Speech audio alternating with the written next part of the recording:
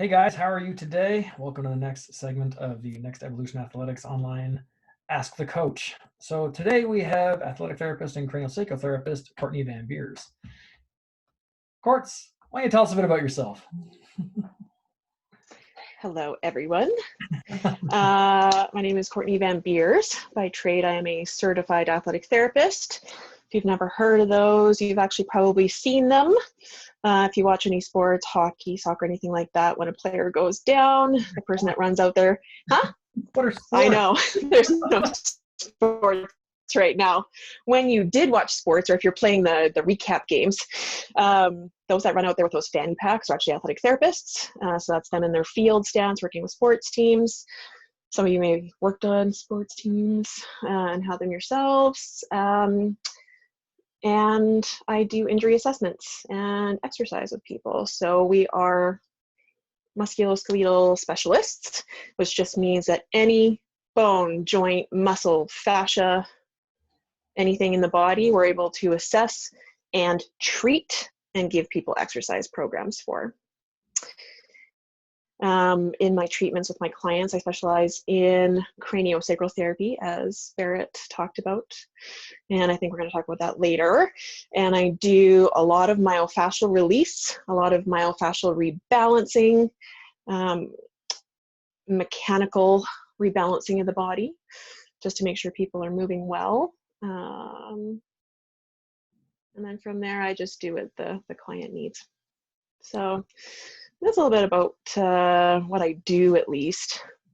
I also power lifted for a few years with Barrett. I do plan on getting back into it. I just personally chose to take a little bit of a break, give my body a break and focus on some other things. So I'm an athlete as well. Yep. Maybe not currently, but I will be again. I don't think anyone's an athlete right now. Everyone's kind of being like, is eating nachos count as being an athlete? When you do it for time. Or maximum nacho. I'm good at that. Yeah. Me too. I think we were talking about yourself. I'm sure there's some more interesting things I could say, but I'm sure they'll come out in the conversation. Oh, most likely. Courts, or Iron Owl as we call you. That's a story for another time. What would you consider your specialty? I would consider my specialty chronic injuries and chronic pain. Okay. So I say that kind of in broad terms because any client that comes into me, whether they're an athlete, whether they're a general population person, meaning they're not active or they're a little bit active, kids don't usually have chronic injuries depending on what they're doing, or anyone up to the age of our older grandparents. I love helping them figure out what the puzzle pieces are that are contributing to their pain, their poor mechanics, and overall quality of life. And so it seems really broad, but what that allows me to do is really look at all the factors that are leading up to that person's problem. So I always tell people it's like peeling back an onion. I'm going to peel back one layer of chronic stuff, and then we're going to find out what happened before that. We're going to peel that away. We're going to find out what happened before that. And eventually we're going to make our way back to the full cause of what's going on. So chronic injuries, they lead up over time, and chronic pain, no matter if it's a tight muscle that just won't seem to let go no matter what you do to it, or if it's truly like I've had pain here for 20 years, what can you do for me?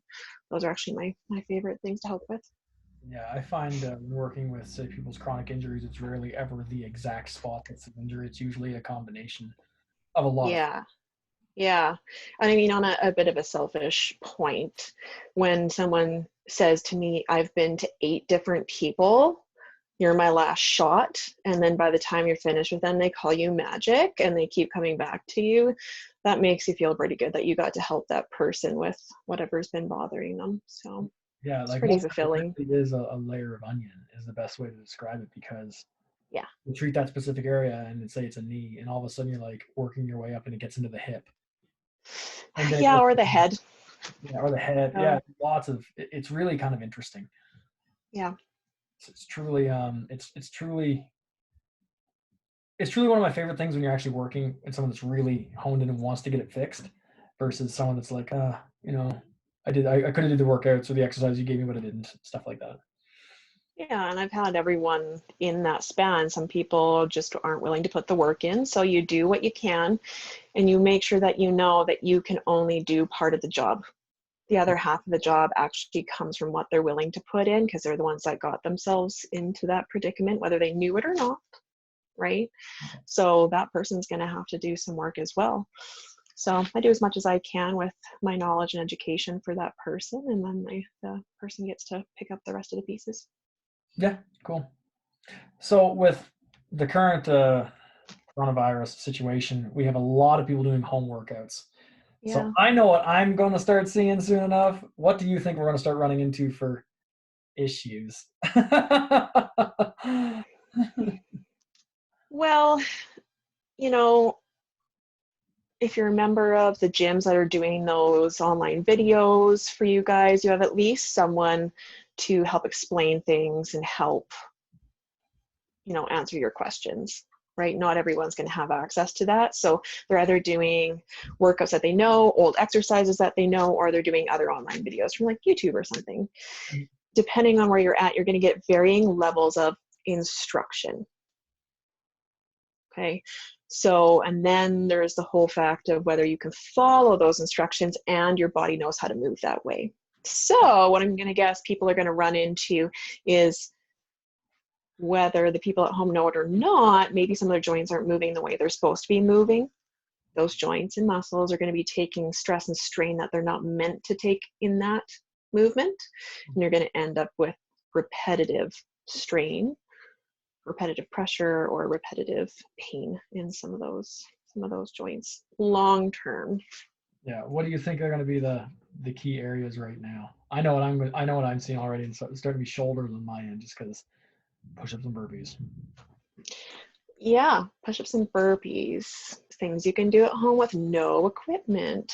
I was also going to throw in things like lunges and air squats, or picking up something in the house that's not a barbell that you're going to easily put on your back, right? So people are going to be in wear positions. So, I mean, it's going to be the same joints actually that I see in my practice, even when people are working out in the gym, is shoulders, low back, knees. Funny, eh? Yeah. It's like these things just always keep popping up. Yeah. Well, I mean, because I'm assuming are working with your sports team still, and then the CrossFit type community out of track, right? So there are going to be those programs for you guys that have the push-ups and the burpees. If you're not doing workouts like those aren't in your repertoire, people are going to be doing a lot of air squats and a lot of lunges, going to be doing long walks, going up and down hills, and maybe starting a walk jog program. Yeah. Right? So that's going to be a lot of impact coming up from the lower body as well. Yeah. It's always really interesting because as soon as it gets nice out, without fail, I always run into people that have like sometimes foot, but most often it's knee and low back issues just from all the running and the concrete knee proper running pattern, because I haven't done it in Calgary. It could be like 6 months, 8 months before we get out and run outside again because of the snow. It starts in like September around here and doesn't leave till like June. And so they start running like that. So it's always interesting to see, like, if we start getting ahead of this stuff now, is there any way we can kind of prevent that stuff that's going to happen down the road? Yes. And how? So for everyone that's watching this, I'm not avoiding answering the question. What happens when Barrett and I talk about things, because we often talk about things, is our minds, both of ours, goes in about 5 different directions. Yep. And I have to, especially since other people are going to be watching this, not just us talking. I know where you're going to go, but I got to try to Yeah. put this all together so people will watch it all the way through. But okay. So the problem is when people go from doing none of something, let's take running just for example, because it's easiest. You go from not running at all to running outside. You've skipped about 8 steps. I know. And I'm not exaggerating. I could have said you skip 2 steps doing some running to running outside, but it's not true. It's actually skipping about 8 steps. So if we're going from not running at all and being pretty sedentary in the house, you need to start with doing a moderate walk outside. I'm telling you, please, please, please. Because A, you're now wearing different shoes than you've been wearing, so that's a change in equipment. Mm-hmm. You're going from inside the house, or maybe you were even on a treadmill. Let's say some of you were on the treadmill. You're now going from something that absorbs some of your force to outside concrete and asphalt, which does not absorb any of your force. For at least some treadmills and some other things, they absorb the force, so your joints don't take that force. You go to concrete and it's there is no give in that. We can get into ground reaction force and stuff, but people don't want to hear about that. Okay, so just well, I do, but I'm a loser. more force into the joints, meaning more strain on those tissues. Tissues can only heal so fast. So if you do a walk jog program, like I'm pretty much suggesting, is that you start with walking because it's low impact and you start getting those muscles and joints used to that again. You go for longer walks, or you do uphill, downhill, more force on the joints and muscles. You then start a walk jog, meaning you jog for, if you're just learning, honestly, it's 20 seconds, and then 2 minutes of walking or more if you need, right? Yeah. And with that ratio, you get some impact, but then you go back to what your body's used to and what your lungs and heart are used to on the cardio side of things, for me.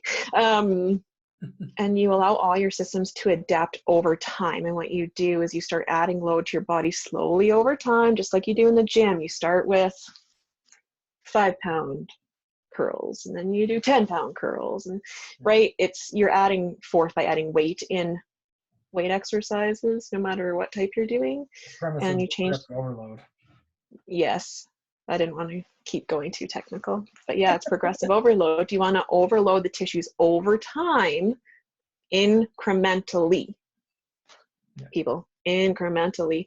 So your body has time to adapt without degrading. Because if you do too much too fast, like going not doing anything to jogging outside for as long as you can, you are like going from a 50-pound deadlift to a 1 rep max deadlift. Trying to do that to your tissues, you're going to damage the tissues. You're going to be freaking sore. You're likely to pull a muscle. Your body's not ready for it. So why would you do that for an endurance activity either? Yeah. Right? More stress on the joints. If the joints start degrading, anytime we jump, anytime we do exercise, we're killing some of our cells. But the whole thing about progressive overload is the body recognizes this, and then it builds up more because it knows we're going to do it again. That's how we get stronger. That's everything. Is how we build muscle and bone mass. If degradation happens faster than healing, health of that area is going to go down, and you're going to have pain and inflammation. Yeah, generally used to not just stress or chronic issues, but like full-on tears or injuries. Yeah, that could happen. Example, because this could come up with people getting back outside, running, playing frisbee, getting together with your friends and doing touch football. I mean, that'll take a while. People get into softball. Okay, I'm going to tell you right now, someone who goes from not doing anything to playing softball, what do? Okay, you swing. Now your back's going to be sore because you weren't doing any core rotation work, first off. And throwing, you're going to throw out your shoulder because you're throwing all game and you haven't done anything. Okay, but the scariest thing for anyone doing that, those are sorenesses usually. That first time you go from standing still to sprinting to first base, let alone rounding first base, because you have to plant your heel and go when you switch to go to second base. That is when people are most likely to rupture their Achilles. Or getting back into CrossFit and doing your box jumps and doing your running outside and whatnot, but especially those box jumps, right? You go from doing nothing to all of a sudden loading that Achilles to spring upwards. When you sprint and when you jump certain times, you're putting 7 times or more of your body weight into that Achilles. 7 times your body weight. You And that, have to really think. yeah, that's exactly why I tell people when they do box jumps, if they're going to do it, land with your full foot on the box. Yeah. I don't know how many times I've corrected people where they just have the ball of their foot and the toes, and they let their heels lift off, like their heels don't miss, and they jump back in the rebound. And I'm like, every time you do it, I'm just waiting to hear that gunshot Yeah. that you hear. Yeah. And that's a really, really, really big reason why when you're learning them, when you first become a member or when you're first learning things like that, they have you step down 1 foot at a time. You do not jump down. I still say, I know, as you become more and more of an athlete, you work more on your jumping and your landing, and you progressively overload those tissues. Yes, you can jump up, you can jump down, you can jump up, you can jump down, but that is months and months and months of training, even if you're going to do it. yeah. And as Barrett said, a lot of people just still step down, right? I'm not getting paid. No one's paying me to blow my Achilles anymore. So Maybe being like me and just not do box jumps, but that's funny because that's why I do a lot of jump training with people, and it's always funny. yeah. Everyone thinks, like when I run the modified strongman class, it's every time we do it, I start with jump training, and everyone's like, Yeah. "Well, really jumping strongman?" I was like, "No one else is going to teach you how to jump. I will teach you how to jump in the 5 or 10 minutes over time." And for the Yeah. first 2-3 months, it's just learning how to land quiet.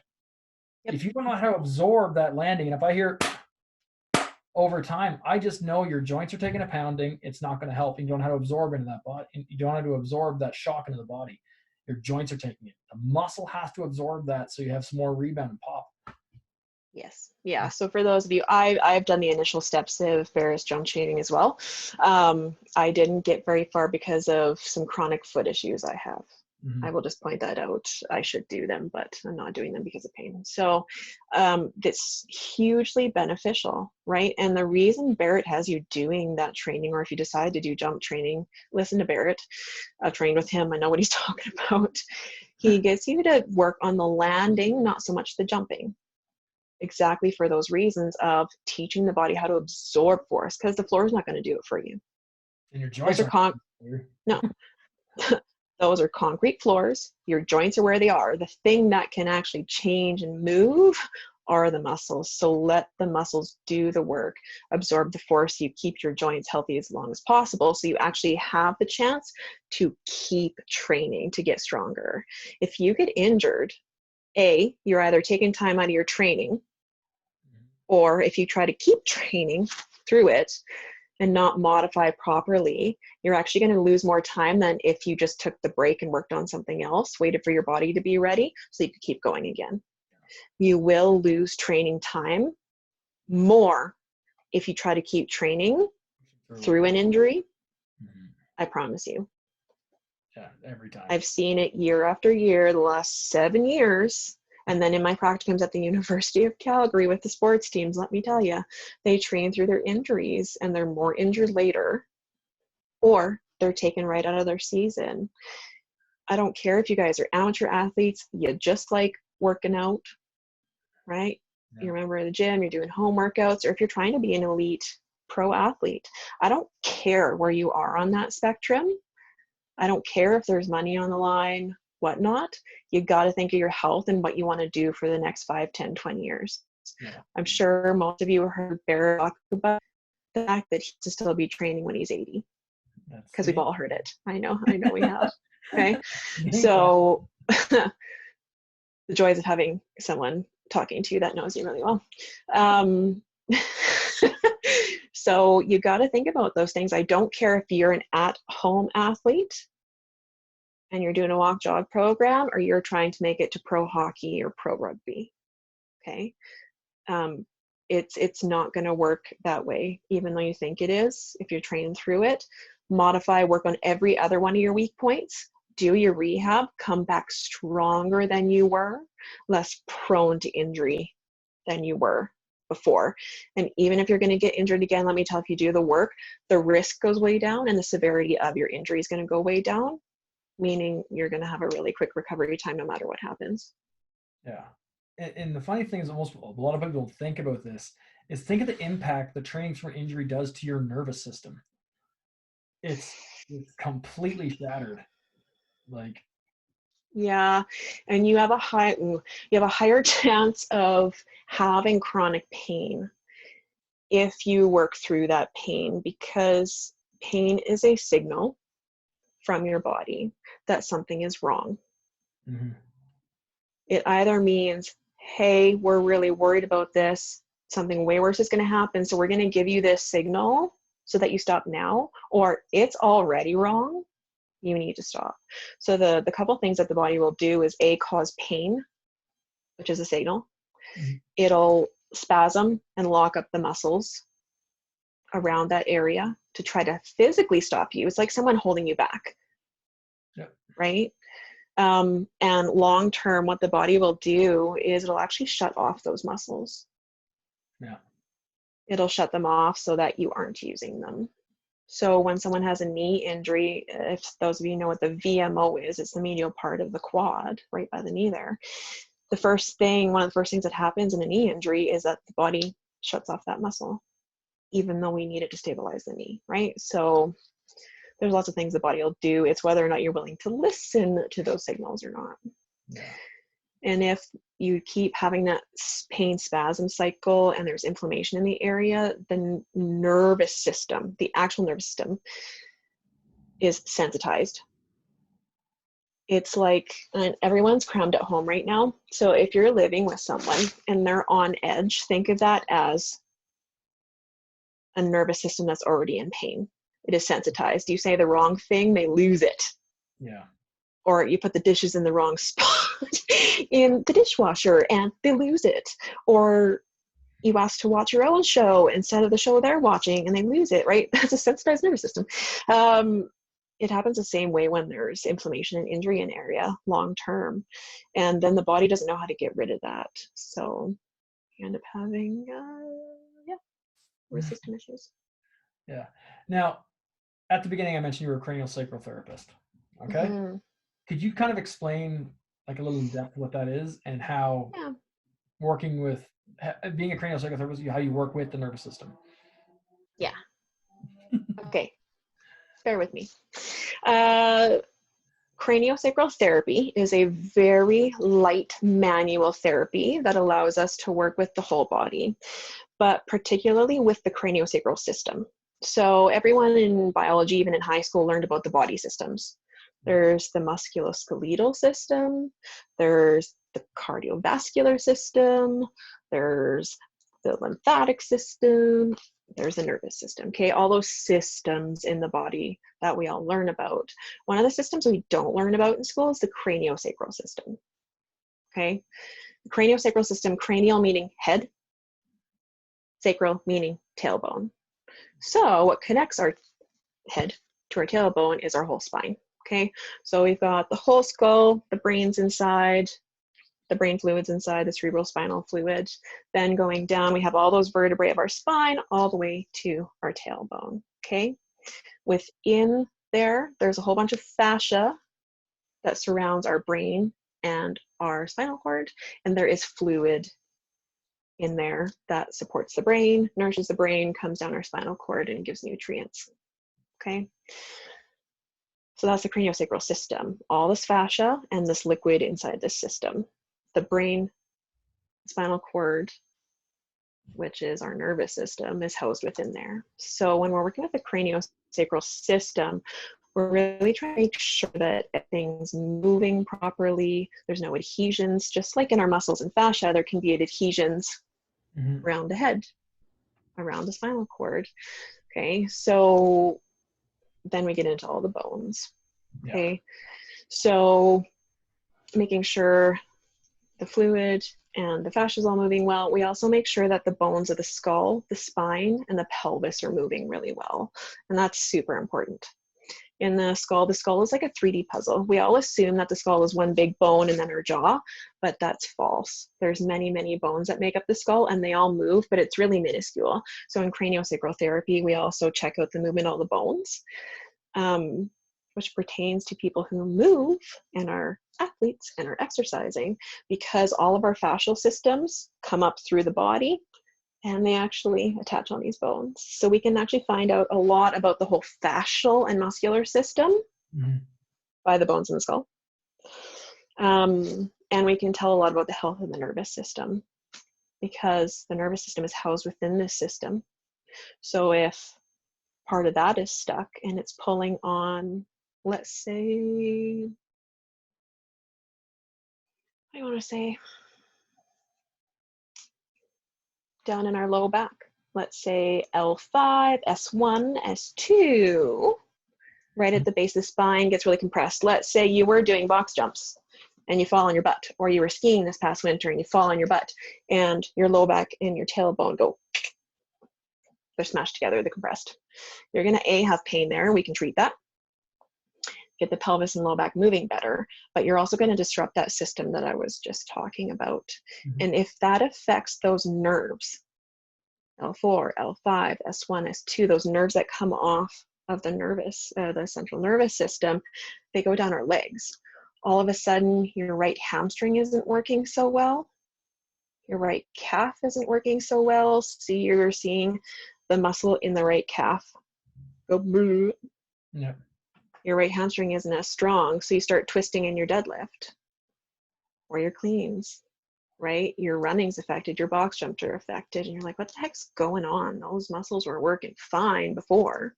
Yeah. And you think back, oh, that kind of started after I fell on my butt. That's weird. And you keep going. Well, now you have these patterns where these muscles aren't working well. Your left side's trying to take over, compensated, and things are all out of whack, and you end up with some kind of chronic pain and these muscles aren't working. So in the craniosacral therapy, after all that discussion, we can treat muscles, we can treat joints, we can treat the whole fascial system, we can treat the nervous system, which affects all of those other ones, which affects your functionality, your mechanics, and your ability to really get to your goals. With the nervous system, that's talking about the injury aspect. You can also talk about recovery. So let's say you're a person who's even moderately into CrossFit, you've got a full-time job and you got 3 kids, which I know is like a lot of the members at Trek, right? Or let's even say you're a university student and you're playing rugby. You've got all your exams, there's now COVID on top of that, and you're trying to train. Okay, so both of these. You are working and being a student, let's say you work at a desk, you learn at a desk. So you're stationary for a lot of that. Okay, stress, families are stressful, kids are stressful, COVID is stressful, deadlines are stressful, exams are stressful. Okay, so now your system's inflamed, A, because it's not moving, B, because you're stressed. And then let alone if you're training and training hard and doing classes and workouts 6 times a week. Yeah. Where in there does your body have time to recover? Yeah. And on top of all that, let's say you're stressed, you got kids and you're working, how much sleep are you getting a night? Yeah. How well are you actually eating? So there are just so many factors that actually put our whole nervous system in even more of a sensitized state, which causes us more and more chronic pain and whole muscular imbalance issues. So I've used craniosacral therapy to treat injuries, to treat drainage and swelling and everything associated with injuries, but I've also used it to directly treat the nervous system to help people with stress, recovery, sleep, all sorts of issues. And I found some really, really cool articles, because I'm a nerd like that, on what parts of the nervous system actually treating and how that actually helps stress the fight or flight response and recovery from training or work, whatever it is. So yeah, it's very interesting. For forever, I've told people that, hey, your body doesn't know the difference between a deadline stress and being chased by a lion stress. So it just perceives stress as stress. But I've also said, like, when they're training hard in the gym, I was like, I've told people that you create the stimulus in the gym. When you're out of the gym, you create the recovery or the gain from the stimulus. Yep. Sleep and relaxation. So when you have someone that's go, go, go, go, go, go, go all the time, you're always putting your body in a state of that stimulus, but you're never putting your body in a state of recovery. Yep. So when people are like I used to do this when I was working like 16, 18 hours a day, like I could almost fall asleep as soon as I stopped moving. Like like I would sit home on the couch, sit down, I'd shut my eyes, and then I'd wake up like 4 hours later, like, the fuck just happened? Like, gone. And that's when your body is at such the point where it's been so stimulated that the minute you stop moving, boom, it just shuts off. And that's when you're completely overtrained, you're completely burned out, and the best thing for you to progress is actually pull back. And when I was younger, I never saw that. Now that I'm like creeping that lovely age of 40, I know that usually I'm better to do less if I want to get stronger than more because of my current life, my job. And if I want to improve my, say, deadlift, like a few reps of heavy weight is better than a friggin' ton of volume. So it's really kind of, it depends on so many factors. And as a coach, it's really difficult to, like, say, coaching a team and know when to pull people back and to push people hard. And it's really, that's why I have my questions of how you feeling today? And everything's I'm just being nice and actually assessing, like, how fried, like, I haven't slept in 2 days. Okay, so we're probably not hitting those numbers today. So why don't we just not worry about the numbers and build this? But guess what that's called? Yeah. What? Modification. I know. Modification. You don't have to go balls to the wall all the time. But I mean, we can even use my example. So Bear is my coach. I was doing powerlifting with him.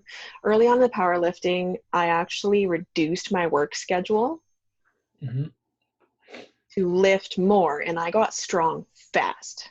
Yep. Then what happened? You amped your work schedule up. And training went, yeah.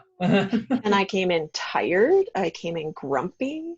Some days my grip, at one point I had a 400+ pound grip. Not that I could lift that much, but my grip was that strong on my good days when I was recovered and everything all fell into line. That was how strong my grip was. When I was on my off days, my grip, I had trouble doing my warm-ups at 135 sometimes. Yeah, that's crazy. Right? So that goes to show what stress, and I was eating like crap because of stress. Okay. And I then wasn't sleeping as much. When I first power lifted, I ate so much food and I slept like a freaking rock. Yeah. And you so leaned I got out. my and I leaned out, was lifting, Bear's programming was the right modifications for me. I got strong really fast and I was super healthy. Right? Amp up the work, not sleeping as much, amp up the stress, less training. It just, anyone who was training with me at the time saw it, right? And I felt it, so I decided to take a break. But yeah, it's always interesting to watch with athletes because, like me, like my thing was when I wasn't training well, I trained harder. It was just, it's usually, and now looking back, it's usually the polar opposite of what you have to do. Usually, not all the time. It's usually like when you're 20, you feel like you're immortal. I'm pretty sure what I was doing when I was 20 years old, you could hit me in the face with a sledgehammer and I would have recovered from it. Now, if I break a toothpick on my fingernail, like, I'm down for 80. Oh, that's funny. I like that one. It's definitely to watch how much your nervous system, and obviously it affects your training, your life, and all the other things that compound, like mortgage payments and having kids and sleeping 6 hours a night when you need like 8 or 9, like deadlines, like all these factors have to be considered. And it's really interesting when you work with teams and multiple athletes that even though as a group you generally get all the same programming, but I tweak each one of those programs for the individual because I know I'm burned out. Okay, well, pull it back. That's so important. Yeah. And going back to earlier in our conversation, that's one of the dangers of doing some of those online programs where it's just a generic program for people. You don't have something tweaking it, or you don't have the knowledge yourself or someone to ask on how to tweak it for yourself. So then, people are doing these challenges and whatnot, whatever's on the internet, that aren't given by a specific coach or person that you're acquainted with. Right? And you're doing these 500 air squat challenges, 5 kilometer run challenges. If you don't have the mechanics, these 100 burpees a day challenge. Yeah. If you don't have these issues, can you hear me okay? Yeah. Okay, hold on one sec. My computer decided to do something really funky and it's saying that I can't hear anyone. Oh, I can hear you. Oh, I can hear you now. Oh, what happened? My headphones died. Oh, So my computer kicked me off my headphones, but my other speaker was muted. Got it. Little technical glitch. Sorry, people. well, Online programs, right? So yeah. if you don't have mechanics, it's not modified for you, but you're like, no, I got to do this. I got to hold myself accountable. That's where you can start to get yourself in trouble if you don't know where to tweak things and how. Yeah, it's always interesting because we do group programs, especially online. I tell people, like, you have to be the king of self-regulation. Like, you have to understand when you feel hot, take it for a run, go hard.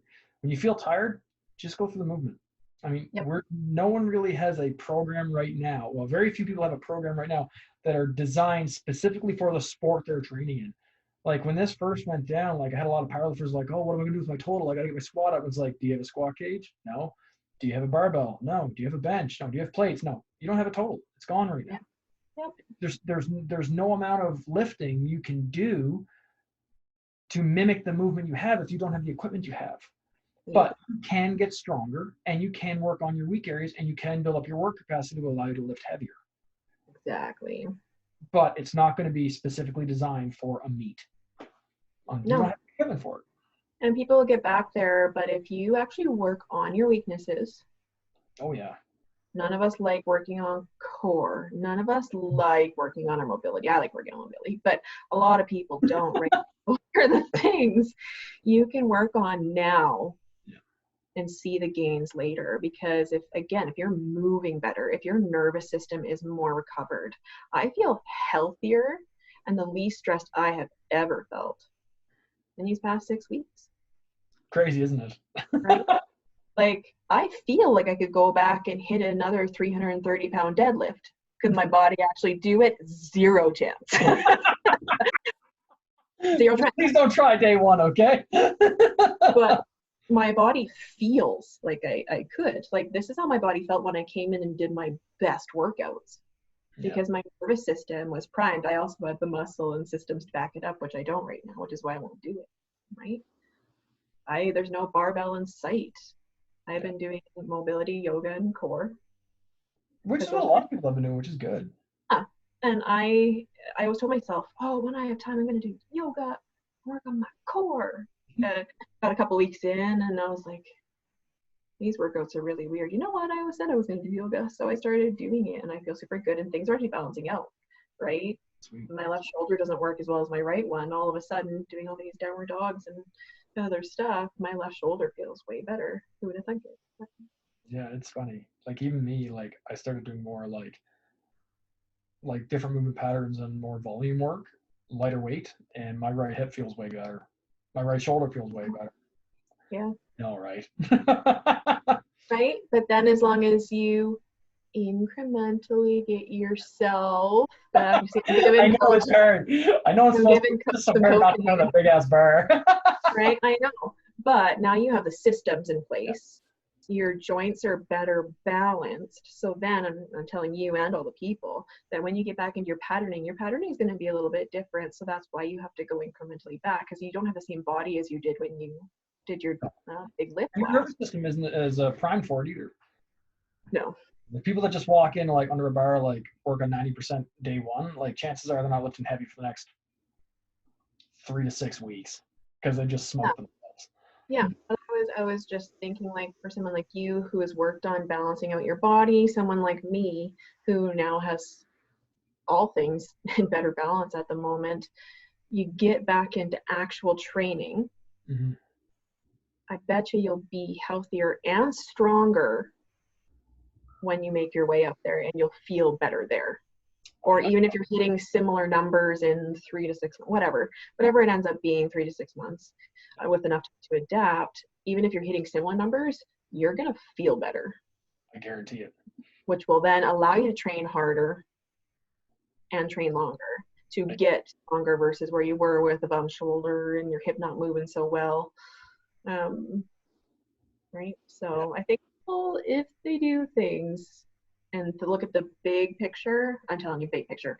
Little picture, working on your hip today is going to be annoying. Yeah. I know. No one wants to do their work on their stuff. But you look big picture and be like, okay, if I work on all these things now and then I get back into training, you'll probably actually see a spike once you get back up there. Most definitely. Yeah. Courtney, that was awesome. That was really good. I really appreciate that. Now, to close it off, I'm going to ask the question I always ask. What books are you currently reading or do you recommend? Okay.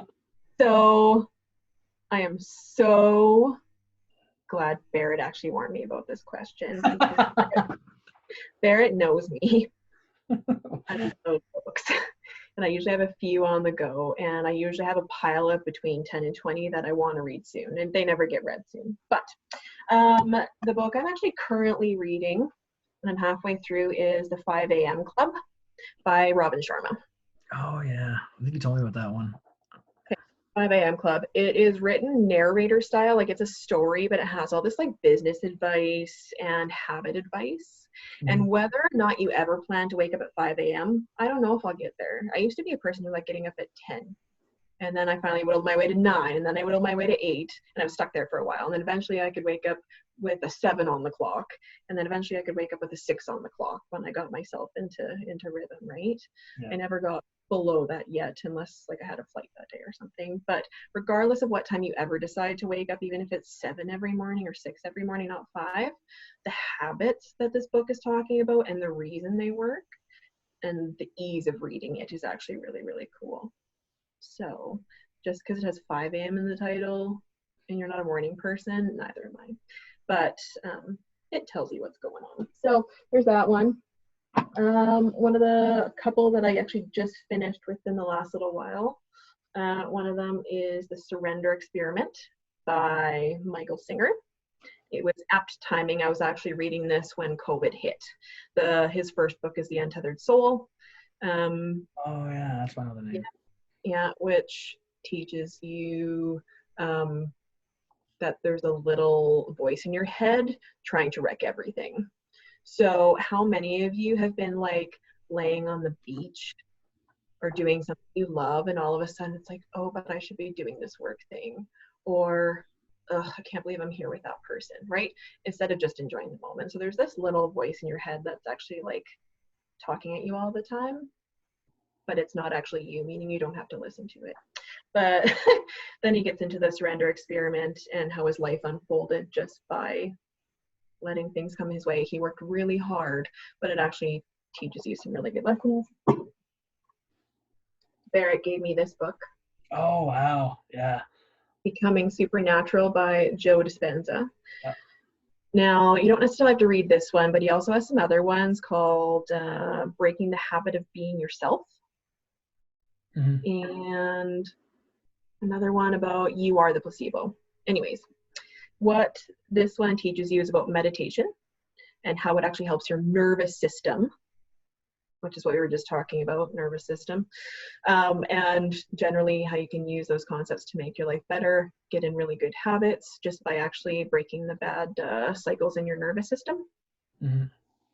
That's the sciencey bit. So for people who are not really wanting to get into meditation because I think it's woo-woo, I have a lot of resources on how to actually do the sciencey bit. So if anyone has any questions, you can let you or me know. Another one by Robin Sharma is another one Barrett gave me. The Leader Who Had No Title. That's actually one of my favorite Sharma books. Yeah. About being a good human being and about if you do really well yourself and you raise up the other people around you, everyone's going to do better.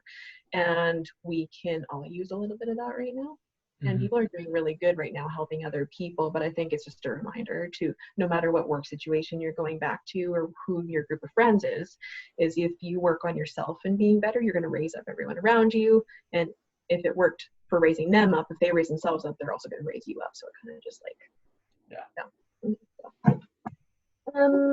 another author and podcaster I'm going to suggest to people, because you're probably sorry you asked me to what I'm reading, because the answer was not one book. But okay, so this guy has 2 big, humongous books like this. But he also has a podcast where a lot of this stuff comes from. Tools of Titans, and another one was something Mentors. Tribe of Mentors? Yeah. Tools of Titans and Tribe of Mentors. It is interviews with all the top people in their fields. So if you don't want to learn by trial and error on a lot of things, this is why you read other people's stuff. Because or you listen to podcasts, or you ask someone else's opinion, so that you don't have to trudge through all the crap to get the results. If you listen to other people who've already done the work, a lot of times you can save a lot of hassle.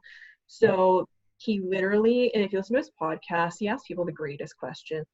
They come up with all sorts of stuff. But little hacks, life hacks, books they're reading, gadgets they use, the best lessons they learned opening a business, what their morning routines are. Yeah. Something in their field. Like I know Wim Hof is in here, and he talks about his breathing technique, right? So, Iceman. Yeah. So Tim Ferriss, whether or not you look up his blog or his podcast, which I highly recommend for anyone who wants to work on self-improvement or business or anything, or these books are really, really good. And because Barrett and I were just talking about it, I'm doing an investing course soon because I wanted to. So I bought Rule Number 1, Investing by Bill Tank. Yeah. It's actually a really good book. Excellent. Yeah. I'm listening to his daughter's audiobook right now about learning investing. I figured Danielle Town, right? Danielle Town. It's called Invested, and they have a podcast as well. Yeah. So I'm so is Barrett, but I'm so big on self-education, and then talking to those who've already done it, or learning from those who've already done it. So YouTube interviews, podcasts, books. It really doesn't matter which media you use, but yeah, highly suggest it all. Courts, that was awesome. Really appreciate your time. It was a really cool little interview, and I learned a lot. So I know if someone else might pick something else up. We'll call it for there, but just stick around for a quick second. No problem. Bye.